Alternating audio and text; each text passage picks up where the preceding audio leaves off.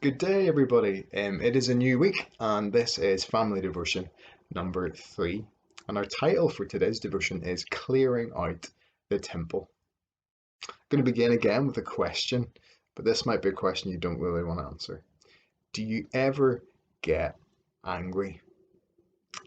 Maybe you're kind of reluctantly nodding your head as if to say yes. Well, I think most people get angry sometimes. So let me ask you another question. Can you think of some of the times when you've been angry? What's made you angry? Maybe, for example, you wanted to play the Xbox, but your parents were asking you to get your homework done because homework's really important. So you got angry and a bit grumpy because you didn't want to do it. Or maybe you really wanted pizza for dinner one night, but your parents said, no, not tonight. We'll maybe have pizza at the weekend. And you didn't like that. So you got a little bit angry. Or maybe you got angry because someone said something a little bit nasty about you, or maybe about one of your friends. There's lots of reasons why we can get angry in life, and most people do get angry at times. Most of the time, our anger isn't a good thing because it comes from us just wanting our own way and us being a little bit selfish. That's bad anger. However, sometimes we can be angry for good reasons, and that anger is actually okay. Today in our Bible passage, we see Jesus getting angry, and he got angry for a really good reason. Let's find out now as we read together Luke chapter 19, verses 45 to 48. Jesus went into the temple. He began to throw out the people who were selling things there. He said, "It is written in the scriptures, my temple will be a house where people will pray, but you've changed it into a hideout for robbers." Jesus taught in the temple every day. The leading priests, the teachers of the law, and some of the leaders of the people wanted to kill Jesus. But all the people were listening closely to him and were interested in all the things he said. So the leading priests, the teachers of the law, and the leaders did not know how they could kill him. Jesus enters into the city and he heads to the temple. Now, the temple is the place where people believed God's presence was. So they would go there to pray and to worship God.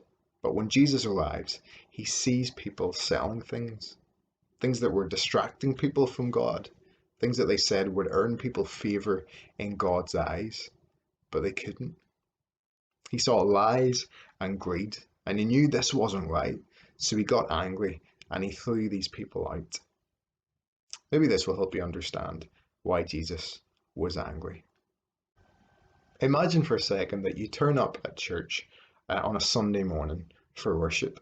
And as you go through the doors, you see me and a few of my friends, and we've got these tables set up. At those tables, we've got lots of stuff that we're just trying to sell to people. At one table, you might find my music CDs that I'm trying to sell just to make some money for myself. Or you might find t-shirts with beards on them because I keep telling people that if you have a beard, that makes you a better Christian, which isn't true at all. Or you might find a table with coffee cups, and I say, if you buy a coffee cup, you get a discount on your tea and coffee after the service, which should really be free anyway. I wonder if all of that was happening as you walked into church, how would you feel? You might think that stuff's kind of cool, but I'm sure deep down you'd be a little bit confused or maybe even quite angry. You see, we don't go to church to buy stuff. We go to church to worship God.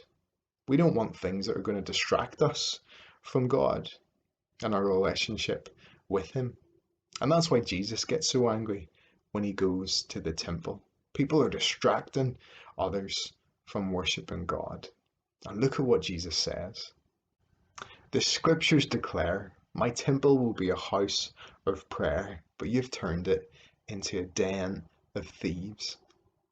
Not only was Jesus angry though, we're told that the Pharisees and the religious leaders were angry as well, so angry that they wanted to kill Jesus. They were so wrong when it came to God's love. They thought it was all about what you did and about keeping the rules. But Jesus didn't want people to be distracted by those things. God's love is found by simply trusting in him, having a relationship with him, and worshipping him.